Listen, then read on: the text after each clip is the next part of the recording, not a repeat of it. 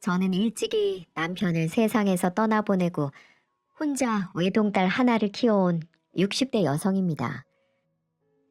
젊은 여자가 홀로 아이를 키우며 살아온 세월이 녹록하다고 했다면 거짓말이겠죠. 하지만 하나밖에 없는 딸아이 모자람 없이 키우겠다는 일념 하나로 버티고 또 버텼습니다. 그렇게 전 이를 악물고 딸애를 키우며 살았어요.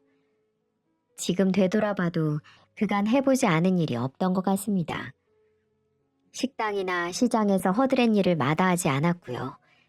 일당을 주는 밭일이나 청소일도 틈나는 대로 하면서 악착같이 살았습니다. 그 덕택에 애가 중학교에 갈 무렵에는 작은 분식점 자리를 하나 얻어서 지금껏 장사를 하며 살 수 있었죠. 살가운 남편에게 사랑을 많이 받아보지 못하고 떠나보낸 박복한 인생이었지만 그래도 우리 딸에는 구김없이 잘 자라주었습니다. 그 사실 하나만으로도 제 지난한 인생이 모두 보상받는 것 같았어요. 부모한테 자식이 잘 되는 것보다 더 좋은 게 있겠습니까? 일찍이 철이 들어버린 우리 딸아이는 누구보다도 제 엄마 생각하고 투정 한번 부리지 않을 만큼 착한 자식이었습니다. 어려운 형편인데도 불평 없이 제 할 일 다 하고 가게 일까지 제일처럼 돕는 천사 같은 우리 딸. 그런 귀한 제 자식에게 그런 엄청난 불행이 닥칠 줄 누가 알았겠습니까? 그 일만 생각하면 너무나 원통하고 분해서 아직도 심장이 터질 것만 같답니다. 지금부터 우리 착한 딸을 덮쳤던 그 악몽 같은 사연을 꺼내보려고 합니다. 엄마, 나 이번 학기 휴학했어요. 뭐? 휴학을 했다고? 갑자기 왜? 생각도 좀 정리할 겸 사회생활도 경험해 보려고요. 너 혹시 등록금이 없어서 그런 거니? 엄마가 어떻게든 마련해 볼 테니까 그런 거라면 걱정하지 말고. 아니에요, 엄마. 등록금이야 내가 알아서 하면 돼. 진짜야. 나 잠깐 쉬고 싶어서 그래요. 말은 그렇게 하지만 등록금이 모자라서 휴학과 복학을 반복하는 걸 제가 왜 모르겠어요. 딸애는 4년 동안 대학을 다니면서 저한테 등록금 달라는 소리를 단 한 번도 한 적이 없었죠. 과외든 서빙이든 자기가 스스로 등록금을 벌어서 학교를 다녔습니다. 분식집을 하는 엄마에게 부담 주지 않으려는 그 마음이 얼마나 기특하고 갸륵합니까? 저도 그런 아이에게 등록금 정도는 척척 대주고 싶었죠. 하지만 궁핍한 살림에 발목이 잡혀서 그럴 수가 없었지만은요. 가난한 엄마 자식으로 태어난 죄로 남들은 4년 다니고 마치는 대학을 7년이나 다녀야 했어요. 그래서 남들보다 취업도 늦게 했고 연애 한 번 제대로 한 적이 없었죠. 그래도 우리 애는 부족한 엄마를 탓한 적이 단 한 번도 없었습니다. 제가 죄스럽다는 말을 할라치면 오히려 제게 엄마도 힘들었을 텐데 끝까지 자기를 키워줘서 고맙다고 말하는 예쁜 아이였습니다.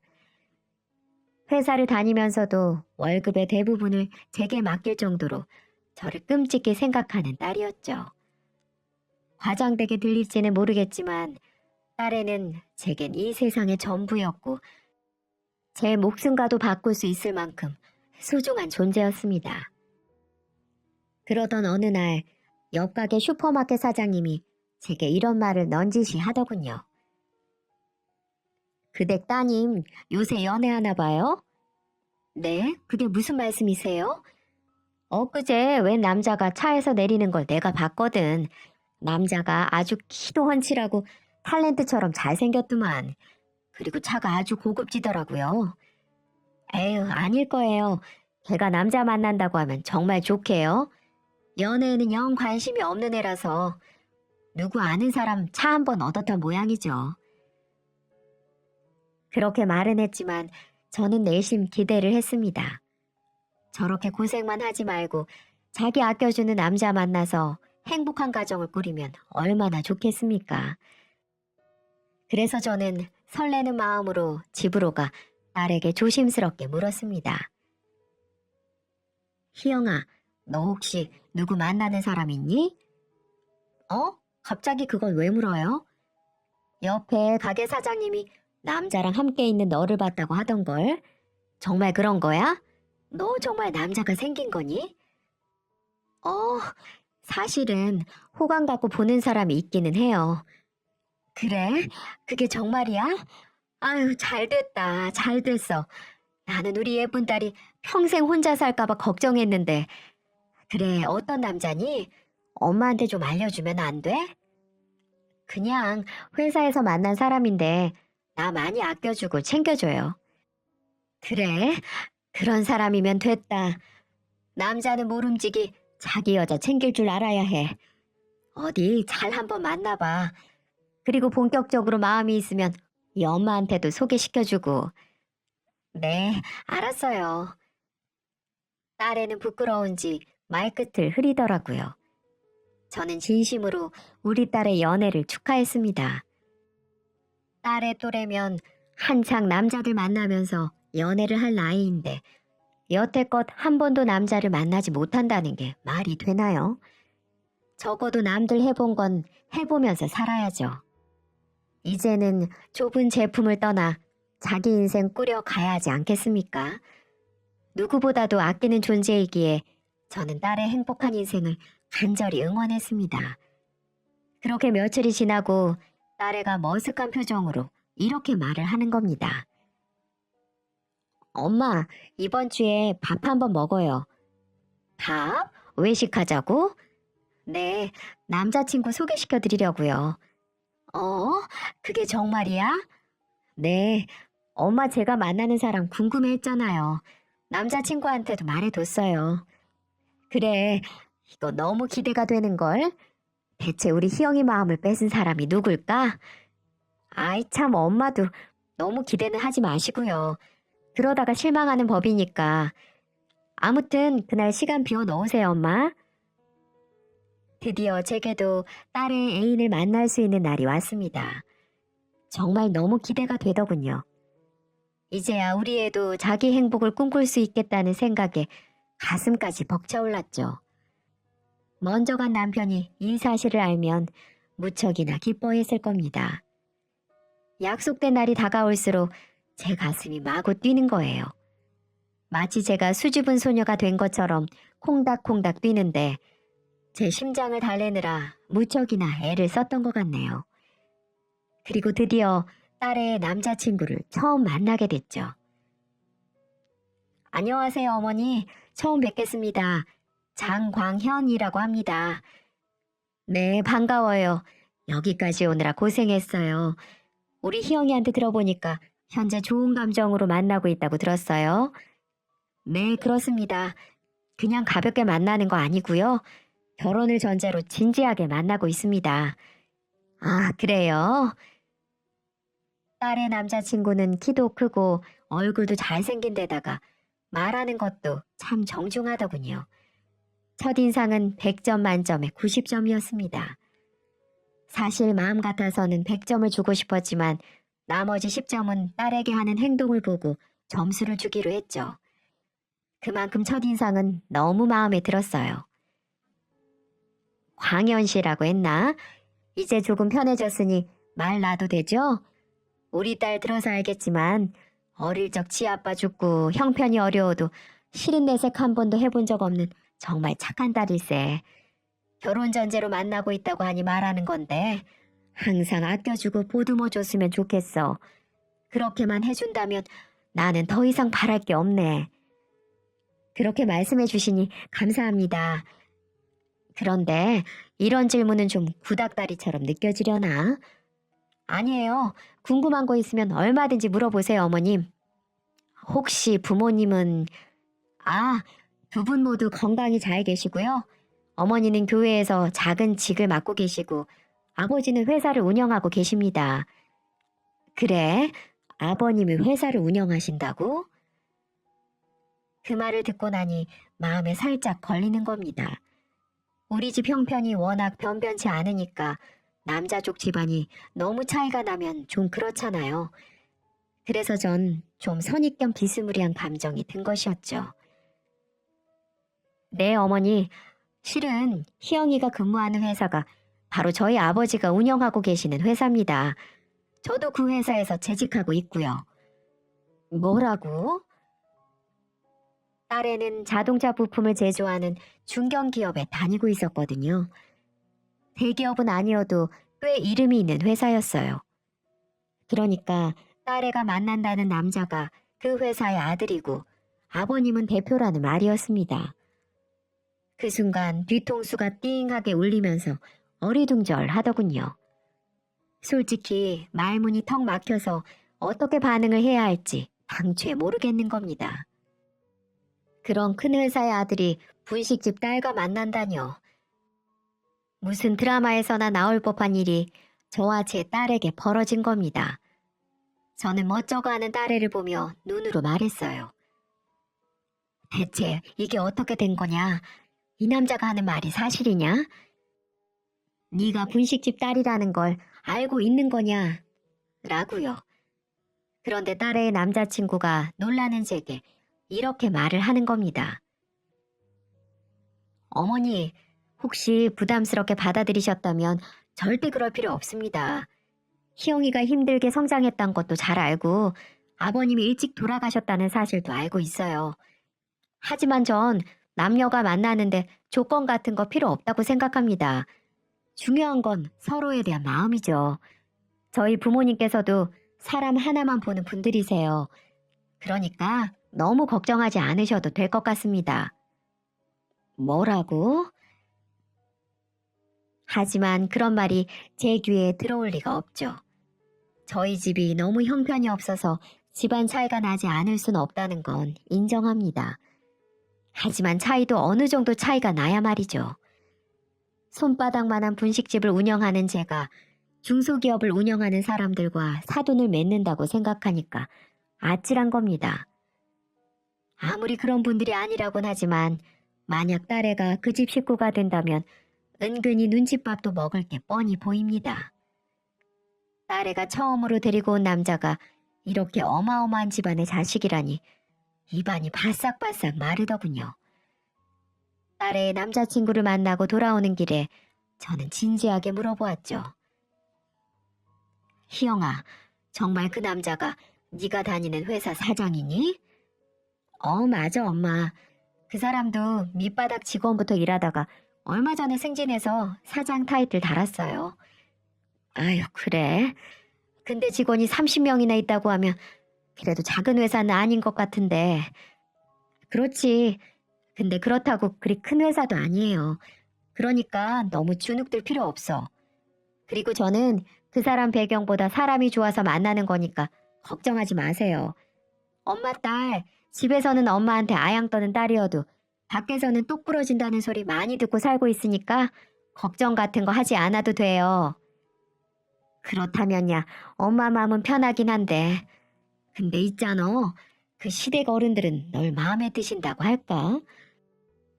아니 엄마는 다른 게 아니고 집안 차이가 너무 나니까 네가 괜히 주눅 들어서 지낼까 봐 걱정이 돼서 그렇지. 저도 처음엔 그렇게 생각했어요. 근데 회사에서 자주 보니까 저를 얼마나 이뻐해 주시는데요. 예비 아버님, 어머님 두 분 다 너무 좋으세요. 저를 얼마나 반기던지 정말 민망할 정도였다니까요. 그러니까 엄마, 그런 건 너무 걱정하지 않아도 될 것 같아요. 엄마도 집안 같은 거 생각하지 말고 그 사람 자체만 봐줬으면 좋겠어요. 딸애가 딱 부러지게 말을 하니까 저도 할 말이 없더라고요. 부잣집이라고 모두 사람을 그렇게 판단하는 건 아닐 텐데 제가 너무 편견을 갖고 있는 걸지도 모른다고 생각했죠. 그래, 나야 우리 딸이 좋은 집안에 시집 간다면 너무 좋지. 그런 분들이 아니라니까 다행이네. 알았어. 어차피 지금은 사귀는 단계니까 급하게 생각하지 말고 차분하게 만나봐. 네, 알았어요, 엄마. 그래도 딸애가 웃는 모습이 좋았습니다. 자신을 아껴주고 사랑해주는 사람을 만났다는 게 제일 중요한 거겠죠. 부잣집이든 가난한 집이든 말입니다. 그렇게 두 사람의 교제를 허락하고 몇 달쯤 흘렀을까요? 그 뒤로도 전 딸의 남자친구와 몇 번 식사를 함께 했죠. 보면 볼수록 사람이 괜찮았습니다. 부잣집 도련님이라서 막대 먹은 행동을 하거나 사람을 위아래로 두는 품성은 아닌 것 같았어요. 딸애가 그 사람에게 마음을 준 것이 부잣집이어서가 아니라는 걸 저도 알 수 있었습니다. 그리고 두 사람은 제게 결혼을 하겠다고 선언을 했고 상견례 겸 양가 부모님을 모시고 싶다고 말하더군요. 딸의 결혼이 제 생각보다는 빨리 진행되는 것 같아 살짝 아쉬웠지만 그래도 좋은 남자, 좋은 시부모님을 만난다면 제 마음 같은 게 뭐가 중요하겠습니까? 전 기쁜 마음으로 상견례에 참석했습니다. 처음 만나 뵌 예비 사돈분들은 딸의 말처럼 참 좋아 보였습니다. 특히 안사돈께서는 너무나 살갑고 다정하기 그지없었죠. 희영이를 참 어렵게 키우셨단 말씀 들었습니다. 저 같으면 도저히 해내지 못했을 겁니다. 정말 아이를 훌륭하게 잘 키우셨어요, 사부인. 아유, 별 말씀을요. 뭐 하나 제대로 해준 게 없는데요. 희영이는 혼자 큰 것이나 다름없어요. 그래서 여러모로 부족한 게 참 많습니다. 부디 어여쁘게 봐주시길 부탁드립니다. 아니에요. 귀한 딸 이렇게 내어주셔서 감사할 따름이죠. 제가 친딸처럼 잘 데리고 있을 테니까 너무 걱정하지 마세요. 말씀만으로도 안심이 됩니다. 사부인, 애들끼리 저렇게 좋아하니까 우리 기쁜 마음으로 결혼시키는 게 어떨까요? 우리도 한창 젊은 나이 때 마음 가는 사람이 있으면 가슴이 설레서 잠을 설치곤 했잖아요. 전 그 설렘을 아이들이 오래도록 간직했으면 좋겠어요. 말씀도 참 고상하게 하고 행동 하나하나에 기품이 넘치더라고요. 제 걱정이 무색하게 느껴지리만큼 인품이 올곧은 분이셨습니다. 결혼 준비는 전부 알아서 할 테니 아무 걱정하지 말라는 말씀까지 하시며 딸을 맡겨달라 간곡히 청하더군요. 이런 집안에 우리 딸이 식구가 된다는 게 믿어지지가 않았습니다. 저는 마다할 이유가 없었죠. 결혼 날짜가 잡히고 딸애와 예비 사위는 결혼 준비에 여념이 없었습니다. 그런데 결혼식을 성대하게 치르길 원할 줄 알았던 사돈댁에서 오히려 식구들끼리 작게 치르자고 하는 겁니다. 기업 회장님 아들의 결혼식을 소박하게 치른다는 게 가당키나 할까 의심했는데 가만히 생각을 해보니까 오히려 저를 배려하기 위해서 그런 거라는 생각이 들더군요. 사돈의 세심한 사료에 감사할 따름이었습니다. 사부인, 제가 교회에서 작은 일을 맡아 하고 있어요. 그곳에서 가족들끼리 조용히 치르는 게 좋겠습니다. 아유, 그래도 괜찮을까요? 애들 잘 사는 게 중요하죠. 겉만 화려하면 뭐에 쓰겠어요? 저희는 아무래도 괜찮으니까 사부인께서는 아무 걱정하지 마세요. 사부인께서 이렇게 여러모로 신경을 써주시니까 제가 몸둘 바를 모르겠습니다. 아닙니다, 사부인. 아, 그리고 애들은 당분간 본가에서 지내기로 했어요. 집도 넓고 제가 이래저래 가르칠 것도 좀 있고요. 제가 좀 데리고 살다가 적당한 데 분가시키겠습니다. 혹시 제가 희영이 시집살이 시킬까봐 걱정하시는 건 아니죠? 아이고, 사부인 별 말씀을요. 희영이가 배울 게 참 많을 겁니다. 많이 가르쳐 주세요. 애들 혼수부터 제 한복까지 사부인께서 하나하나 세심하게 신경을 써주신 덕에 저는 정말 아무것도 하지 않았어요. 아니, 제가 혼수라도 해주고 싶어 그것만이라도 맡겨달라고 해도 결코 사돈들은 손사래를 치더라고요. 귀한 딸 보내준 것만으로도 감사하다면서 정말 아무것도 못하게 했습니다. 딸 출가시키는데 이 정도로 아무것도 하지 않은 엄마는 아마 대한민국에 저밖에 없을 겁니다. 솔직히 역시 있는 집안은 다르구나 라는 생각이 확 들더라고요. 그리고 이렇게 우리 희영이를 이뻐해주고 사랑해주는 집안에 나를 시집 보낸다고 생각하니 얼마나 고마웠는지 몰라요. 저의 박복한 팔자를 딸이 물려받지 않는 것만으로도 정말 감사했습니다. 결혼식 당일 하얀 드레스를 입은 딸애를 보니까 주책 없이 눈물이 펑펑 쏟아지는 겁니다. 정말 울지 않으려고 다짐을 했는데 왜 그렇게 감정이 북받쳐 오르던지요. 지나왔던 고단한 인생도 떠오르고 환히 웃고 있을 남편 생각도 많이 났고요. 울음을 참는 딸의 눈빛도 절 그렇게 울리는 겁니다. 제가 저렇게 예쁜 드레스를 입고 남편의 팔짱을 꼈을 때가 얼마 되지 않은 것 같은데 말입니다. 쉼없이 흐르며 굽이치는 강물처럼 이런 게 바로 인생이겠죠. 그래도 한편으로는 딸애가 가정을 꾸리고 행복하게 살 수 있다는 게 무척 뿌듯했습니다. 이젠 그런 애들을 곁에서 지켜보며 조용히 응원해주는 게 제 역할이겠죠. 전 그렇게 생각하며 딸의 인생을 축복했습니다. 딸은 결혼을 하고서도 혼자 있을 제가 걱정이 되어서인지 시간이 날 때마다 연락을 해줬습니다. 엄마, 저예요. 희영아, 별일 없이 잘 지내고 있지? 그럼요. 시부모님들도 너무 살갑게 대해줘요. 남편도 제가 귀찮을 정도로 잘해줘요. 그래? 네가 잘 지낸다니까 엄마도 너무 좋다. 그런 좋은 집안에 시집가서 엄마가 얼마나 마음이 편한지 몰라. 네, 엄마. 그러니까 내 걱정하지 말고 잘 지내요. 그래, 언제 한번 내려올래? 네, 오빠랑 조만간에 한번 내려갈게요. 그래, 장서방 데리고 꼭 한번 와라. 내가 장서방 좋아하는 건 잔뜩 해놓을 테니까. 네, 알았어요, 엄마. 딸애는 결혼을 하고서도 제게 자주 들렀고 전화도 자주 했습니다.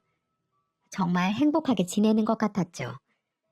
그렇게 안심을 하고 있던 어느 날 사부인께서 제게 식사 한번 하자며 직접 찾아오시더군요.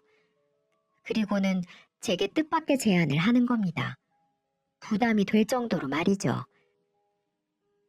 사부인, 사실 제가 사부인께 진작 해드리고 싶었는데 혹시라도 부담을 느끼실까봐 말씀을 못 드리고 있었습니다. 네, 무슨 말씀이신지.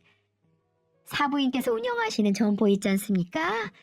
제가 장사하시기 더 편하도록 조금 더 넓고 깔끔한 곳으로 옮겨드리고 싶은데 말입니다. 네? 무슨 그런 말씀을요? 말씀은 감사하지만 전 사양하겠습니다. 제가 염치 없이 어떻게 그런 걸로 부담을 드릴 수가 있겠어요. 큰일 날 말씀이세요. 그리고 저 이곳에서 자리 잡은 지가 30년이 다 돼가요. 단골 손님도 계시고 옮길 생각은 없어요, 사부인. 그럼 리모델링은 어떠세요? 그럼 깔끔해지고 좋을 것 같은데요. 네? 비용은 제가 알아서 다 할 테니까 걱정 마시고요. 희영이 같은 귀한 딸을 제게 주셨는데 이 정도는 해드리고 싶어서 그래요. 아닙니다, 사부인. 그런 말씀 마세요. 허락하시지 않는다고 해도 제가 고집을 좀 피울 생각입니다. 사부인께서 좀 더 편하게 일을 하셨으면 해서 그래요. 그러니까 제 마음 좀 받아주세요. 사부인이 저렇게 간곡하게 부탁을 하는데 계속 거절만 할 수는 없었습니다. 몇 번이나 사양을 했는데도 막무가내로 고집을 피우시니 결국 저도 받아들일 수밖에 없었죠. 솔직히 부담이 되긴 했어요. 결혼할 때도 아무것도 못 해줬는데 뜬금없이 찾아와 제 가게를 손봐준다뇨. 하지만 계속 거절을 하면 안사돈의 정성을 무시한다고 비춰질까봐 결국 두 손 두 발 들고 말았네요. 결국 좋은 집안에 시집간 딸내미 덕분에 저는 30년 만에 가게를 세 단장 할 수 있었습니다. 사부인의 배려가 너무 부담스러웠는데 막상 깔끔해진 가게를 보니까 흡족한 마음이 들더라고요. 손님들도 더 좋아할 것 같았고요. 딸애도 시어머니가 너무 좋아하신다며 부담 갖지 않아도 된다고 하더군요. 그제야 마음을 좀 놓을 수가 있었죠. 그런데요, 사부인의 호의는 거기서 그치지가 않았습니다. 사부인께서 제 통장으로 매달 100만 원씩 꼬박꼬박 보내시는 게 아니겠어요? 너무나 놀란 마음에 되돌려 드리려고 했지만 한사코 돌려받지 않겠다고 하시는 바람에 저만 곤란해지고 말았습니다.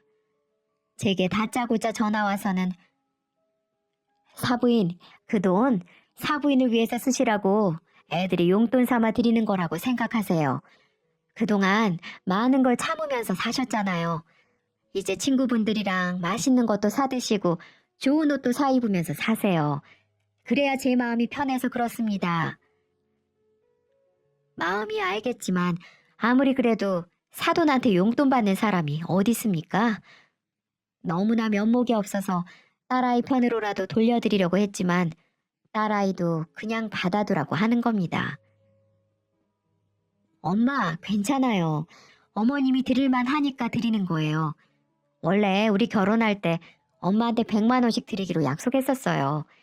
그걸 시어머니한테 말씀드리니까 남편을 대신해서 어머님이 주시는 거예요. 남편 돈 관리를 지금 어머님이 해주고 계시거든요. 그러니까 내가 주는 거라고 생각하고 엄마가 요긴하게 쓰세요. 아유, 하지만 희영아, 그렇다고 해도 액수가 너무 많다. 그리고 내가 돈 쓸 데가 어디에 있다고. 괜찮다니까요, 엄마. 저도 이 집에서 며느리로서 역할 아주 잘하고 있어요. 그래서 주는 거라 생각하고 우선 쓸데없더라도 모아놓기라도 하세요. 이게 복인지 독인지 구분이 잘 되지 않더라고요. 한 달 내내 가게에 매달려도 순수익이 그만큼 벌까 말까인데 말입니다. 돈을 받아도 마음이 편하지 않더군요. 벌써 몇 번이나 받은 것도 송구스러운데 계속 달마다 보내신다니 어쩔 줄 모르겠는 겁니다. 제가 하도 답답해서 아주 가까운 지인한테 이 이야기를 살짝 했거든요. 어머 언니, 그게 정말이야? 세상에 100씩이나? 아유 언니, 이제 팔자 폈네. 팔자 폈어. 아니, 그렇다고 마냥 좋아할 게 아니라니까. 면목 없기실이 사돈한테 매번 용돈을 받니? 이렇게 큰 돈을. 사위를 대신해서 주는 거라지만 나는 마음이 영 불편하고 싫다. 그런데 내가 아무리 보내지 말라고 말씀을 드려도 자꾸 이렇게 보내시니까 일을 어쩌니. 아유, 그런 소리 마. 그런 집안이야 돈이 썩어나는데 며느리 얼굴 봐서 힘들게 사는 사부인 좀 도와주겠다는데 뭐 어때? 그냥 감사하다고 생각하고 그냥 넣어도. 내가 좀 찾아보니까 희영이 시아버지 회사가 요즘 급성장하는 회사던데. 하여간 언니는 딸 자식 잘 둔 덕분에 말년복이 터지네 터져. 아유, 내가 쪽팔려서 언니한테 말 안 하려고 했는데 우리 딸은 지금 취업도 못한 백수놈 만나고 있어. 얼마나 내가 속 터지는 줄 알아? 그러니까 언니는 복 받았다고 생각하고 좋게 생각해. 사부인 교회도 다닌다면서. 그럼 인성도 최고일 거 아니야. 언니도 교회 집사님이니까 코드도 잘 맞고 좋겠구만 뭘. 별걸 다 걱정하네. 친한 동생은 제 마음을 아는지 모르는지 복에 겨운 소리 하지 말라고 오히려 저를 나무라더군요. 정말 그 말이 맞는 걸까요? 사돈댁에서 가게 리모델링을 해준 것도 모자라 매번 돈을 보내오는데 정말 눈 딱 감고 받아도 되는 게 맞는지 저는 묵은 채증에 얹힌 것처럼 영 깨름칙했죠. 그래도 하는 수가 없습니다. 돈 보내오는 사람을 제가 막을 수도 없는 노릇이고 일단은 돈을 쓰지 않고 가만히 내버려뒀죠. 언제 적당한 때가 되면 돌려드려야겠다는 생각을 했습니다. 그렇게 시간이 지났고 언제부턴가 딸의 얼굴 본 지가 몇 달이 됐다는 생각이 들더군요. 연락은 간혹 오는데 어느 날부터 집에 들르는 일이 좀 드문 겁니다. 아무리 시어른들이 잘해주신다곤 하지만 시댁살이가 어디 쉬울까요? 아무래도 친정 다녀온다는 말이 쉽게 떨어지진 않을 겁니다. 그러고 보니 띄엄띄엄 오는 전화통에서도 딸의 목소리가 좀 어두웠다는 생각이 들었어요. 혹시 시집살이가 너무 힘든 게 아닐까요? 아니면 제 남편이랑 다투기라도 한 걸까요? 어디 몸이 아프기라도 한 건 아닌지 걱정이 앞섰습니다. 그래서 어느 날 딸아이 목소리가 듣고 싶어 전화를 걸었어요. 여보세요? 희영이니? 엄마다. 네, 엄마. 어쩐 일이세요? 아니, 다른 게 아니라 요새 네 얼굴을 통 못 봤지 않니? 혹시 무슨 일이라도 있나 싶어서. 요즘 무슨 일 있는 거 아니지? 요즘 엄마 꿈자리도 안 좋고 기분이 이상해서 말이야.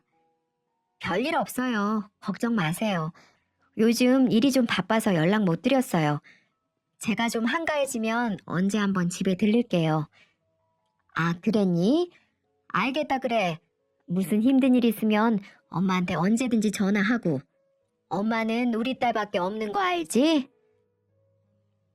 그렇게 말을 하고 전화를 끊었지만 딸아이의 목소리가 영 좋지를 않습니다.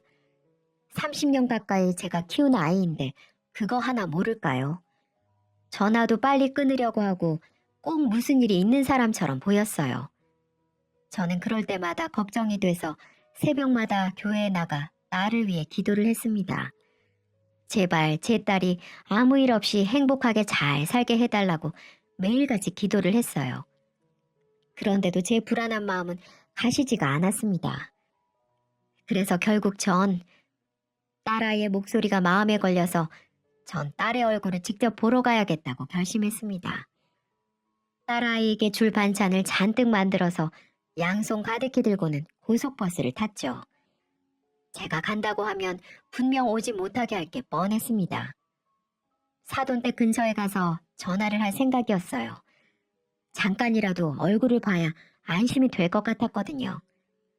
한번 초대를 받아 간 적이 있어서 사돈댁의 위치는 잘 알고 있었습니다. 제가 젊었을 적에 자주 다녔던 지역이기도 했고요. 막상 큰 단독주택에 사는 사돈댁에 도착을 하니 좀 망설여지더라고요. 괜히 사돈들 심기를 불편하게 만드는 건 아닌지 걱정도 됐고요. 제가 대문 앞에서 서성이고 있는데 누군가 그 댁에서 문을 열고 나오는 게 아니겠어요? 딱 보니까 그 댁에서 일을 도우는 아주머니셨죠. 아주머니는 대번에 절 알아보더라고요. 어머, 작은 사모님 어머님 되시죠? 아니 추운데 여긴 왜 이렇게 서 계세요? 혹시 작은 사모님 보러 오셨어요? 아, 네. 혹시 우리 희영이 집에 있나요? 네, 계시긴 한데 설마 연락도 없이 무작정 오신 거예요? 그렇게 됐습니다. 사돈 어른들도 다 계시고요. 아니요, 지금은 작은 사모님만 계세요. 아유 참, 연락을 좀 하고 오시지. 마침 장 보러 가려던 중인데 일단 따라오세요. 얼른 올라가셔서 작은 사모님 좀 만나보세요. 가사도우미 아주머니가 혀를 끌끌 차면서 대문을 열어주는데 왠지 등골이 싸늘해지는 겁니다. 아주머니의 표정에서 뭔가 잘못됐다는 걸 느낀 거죠. 저는 현관문을 열고 우리 딸애를 찾았습니다. 희영아, 엄마다. 엄마, 연락도 없이 웬일이야. 갑자기 불쑥 찾아오면 어떡해. 1년 만에 전 딸의 모습을 보고 소스라치게 놀라고 말았습니다. 제가 눈으로 보고 있는 사람이 제 딸이 맞는지 의심이 들었습니다. 헝클어진 머리, 퀭한 두 눈, 그리고 피죽도 못 얻어먹은 사람처럼 말라 비틀어진 몸. 제가 알던 딸이 아니었지만 또 틀림없는 제 딸이었습니다. 애가 얼마나 힘이 없는지 거실에서 주방으로 가는 길인데도 엉금엉금 기고 있는 겁니다. 너무나 충격적인 딸의 모습에 전 그 자리에서 얼어붙어 버렸습니다. 희영아, 대체 그게 무슨 꼴이냐? 너 어디 아프니? 얼굴이 왜 이렇게 상했어? 몸은 또 왜 이렇게 말랐고? 무슨 일이야? 어? 빨리 말해봐. 엄마. 딸애는 제 품에 안겨 울음을 터뜨렸습니다. 통곡을 하는 게 분명한데도 기운이 없어서인지 울음소리가 갑갑하게 막혀서 터지지도 않는 겁니다. 딸의 충격적인 모습에 전 혼이 다 달아나는 것 같은 기분이었어요. 희영아, 대체 왜 이런 거야? 왜 이렇게 된 거냐고. 사실은 엄마 저 너무 힘들어요. 배가 너무 고파요. 뭐라고? 그게 무슨 소리야? 배가 고프다니. 왜? 네가 밥을 못 먹어? 도대체 애가 무슨 소리를 하는지 모르겠습니다. 시어머니가 밥을 주지 않는다니요. 종살이를 하는 것도 아닌데 시어머니가 밥을 왜 안 줍니까? 아니, 설령 밥을 주지 않는다 한들 다 큰 성인이 왜 그걸 참고 있었을까요? 장서방은요? 시아버지는요? 머릿속이 너무나 혼란스러웠습니다. 대체 애한테 무슨 일이 벌어진 건지 가늠할 수가 없었죠. 보다 못한 가사 도우미 아주머니가 제게 설명을 해주더군요. 아유, 큰 사모님이 글쎄 작은 사모님 금식기도 시키는 중이라서 그래요. 금식기도요? 그게 무슨 말이에요? 우리 희영이는 종교가 없는데. 아니, 그리고 무슨 금식기도를 2주씩이나 해요? 사람 죽어나가게요? 예, 그러게 말입니다. 그런데도 큰 사모님이 강요를 하니까 작은 사모님이 받아들일 수밖에 없는 거죠. 아유, 강요라고요? 긴 한숨으로 시작된 아주머니의 설명은 너무나 경악스러웠습니다. 딸의 말처럼 사부인은 딸애에게 금식 기도를 강요하고 있었답니다. 딸애에게 애가 들어서지 않는다는 이유에서였다는데요. 마귀에게 쓰였기 때문에 임신을 하지 못한다는 겁니다. 그래서 금식 기도를 통해 마귀를 쫓아내야 한다고 강요를 한다는 거예요. 2주 동안 방 안에 감금하다시피 갇혀서 물만 마시며 기도만 해야 하고 금식 기도가 끝나면 2주 동안 쉬었다가 또다시 금식 기도를 한다는 겁니다. 이런 말도 안 되는 과정을 벌써 몇 달째나 반복하고 있다는 거였죠. 너 미쳤니? 왜 그런 말도 안 되는 일을 시킨다고 가만히 하고 앉아 있어? 얼른 엄마한테 말을 하든가 이 집을 찢어나오든가 해야지.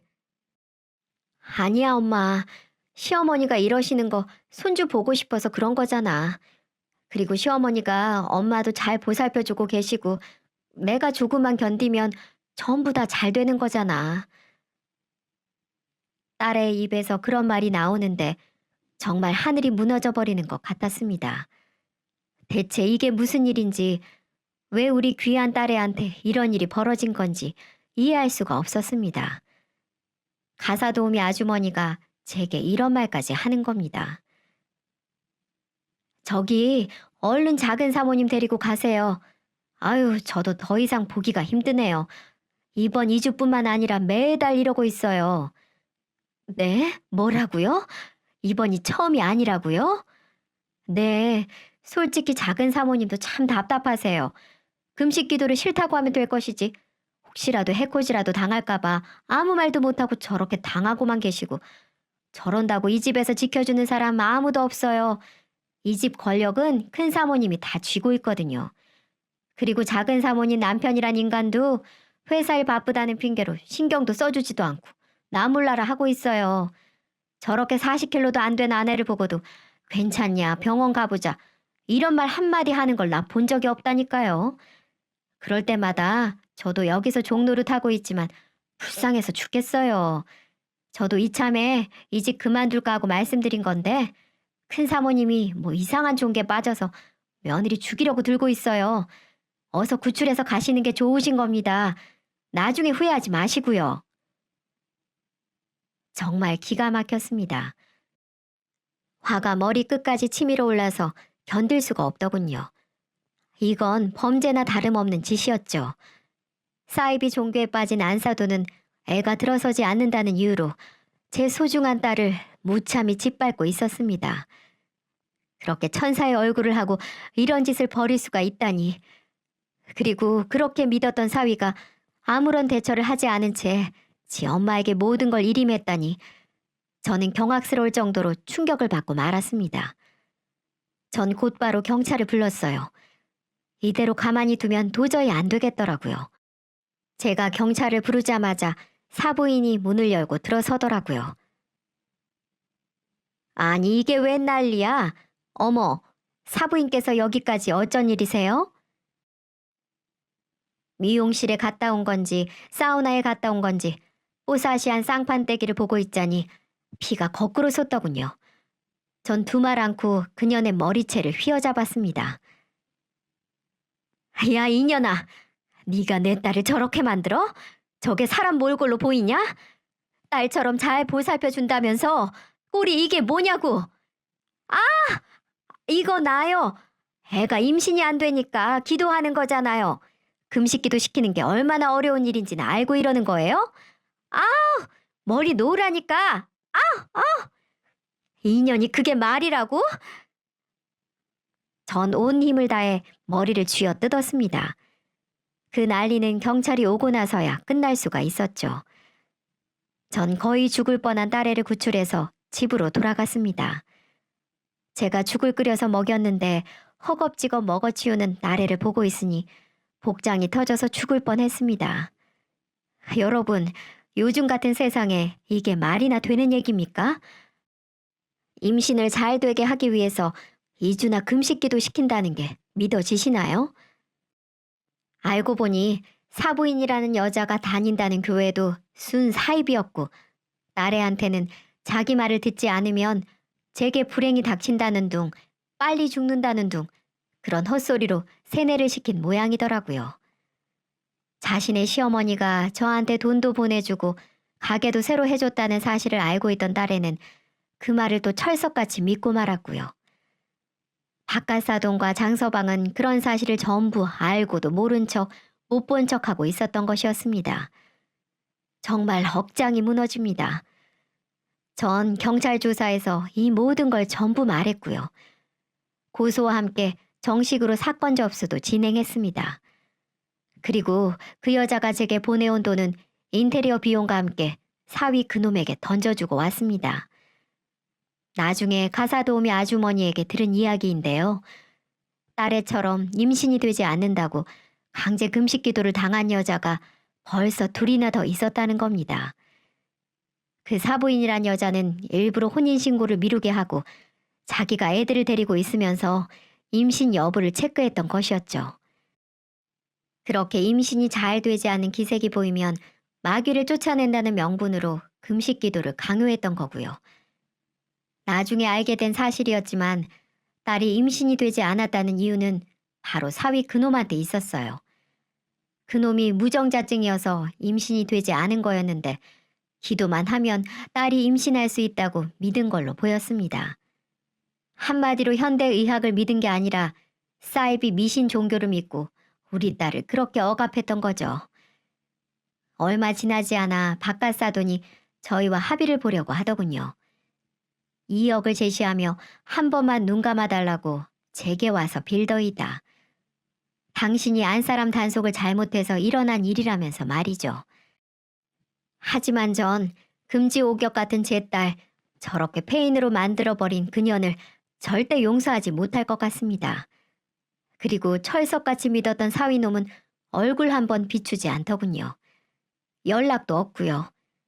어차피 혼인신고도 안 했으니 데리고 꺼지라는 식으로 나오더군요. 그래서 변호사를 선임해 그들의 죄값을 치르기 위해 다방면으로 뛰고 또 뛰었습니다. 다행히도 딸은 그 집에서 생활을 하면서 안사동 그 여자의 억압, 폭행, 폭언 등을 몇 개 증거로 가지고 있더군요. 추가로 경찰서에 그 증거를 제출했습니다. 그리고 저는 법으로 해결하려고 하면 그들은 미꾸라지처럼 피해갈 걸 알고 있었기에 그 여자에게 따로 연락을 했습니다. 그리고 딸이 증거로 모은 녹음본과 영상들을 카톡으로 보내줬어요. 그러면서 당장 와서 내 딸 앞에 무릎 꿇고 사과하지 않는다면 당신이 했던 행동들 인터넷에 다 뿌리고 언론에도 제보하겠다고 협박을 했습니다. 그러자 녹음 영상본이 있다는 사실을 몰랐던 그 여자는 곧장 사위와 달려와서는 딸 앞에서 무릎을 꿇더이다. 사위 그놈도 얼마나 가식적이고 나쁜 놈이던지 자기 회사 이미지 나빠지고 언론에서 집중 포화를 맞을까봐 간이고 쓸개고 다 줄 것처럼 하면서 우리 앞에서 눈물을 보이는 거 있죠? 그 모습을 본 딸이 사위의 뺨을 날려버리더군요. 그렇게 믿었고 사랑했고 사위 하나 믿고 결혼을 했는데 짧은 시간에 사위 행동들을 보고 실망을 많이 했을 테지요. 딸은 분풀이라도 한 듯 사위를 때리면서 오열을 했습니다. 그 모습을 보고 얼마나 제 가슴이 미어지던지 저는 경기를 일으키며 사위에게 달려드는 딸을 막으며 안아주었어요. 우리 딸 진정해. 이 엄마가 있잖아. 이제는 저런 놈 때문에 아파하지 마. 이 엄마가 항상 옆에 있을게. 저는 이렇게 말을 하며 눈물로 딸을 안아주었습니다. 사위와 안 사돈 그 여자는 눈물을 흘리며 저희에게 잘못했다고 용서를 구했고 합의금, 재산 분할, 위자료 등 얼마든지 줄 테니 액수만 말하라고 하더군요. 본인들이 잘못한 건 분명하니까 그만한 대가를 지불해 주겠다면서 말이죠. 네, 맞습니다. 저는 그들이 흘린 눈물이 악어의 눈물이라는 걸 누구보다 잘 알고 있어요. 어떻게든 빨리 저희와 합의를 봐서 이 상황을 끝내고 싶은 거겠죠. 어떻게 돈 좀 있다고 뭐든지 돈으로 해결을 하려고 할까요? 그럼 제 딸이 받은 상처는요? 바보 같은 딸은 어느 순간부터 시어미한테 세뇌를 당해서 마치 그게 옳다고 생각을 했었다고 합니다. 그래서 신고할 엄두도 못 냈다고 하네요. 그리고 제가 걱정할까봐 연락을 못 했다고도 하고요. 잘 사는 줄 알았던 딸이 고통의 시간을 보낸 걸 생각하니 아직도 제 가슴이 미어집니다. 지금이라도 제 딸을 찾아서 다행이긴 합니다만 아직도 그 일만 생각하면 가슴이 벌렁벌렁 거리기만 하네요. 그 일이 있고 벌써 몇 달이 지났네요. 경찰 조사는 집행유예로 끝이 났습니다.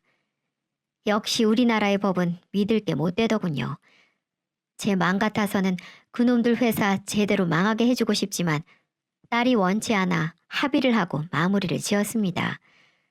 딸은 더 이상 그쪽 집안과 엮이고 싶지 않다며 합의를 하고 영영 기억 속에서 빨리 지워버리고 싶다고 했어요.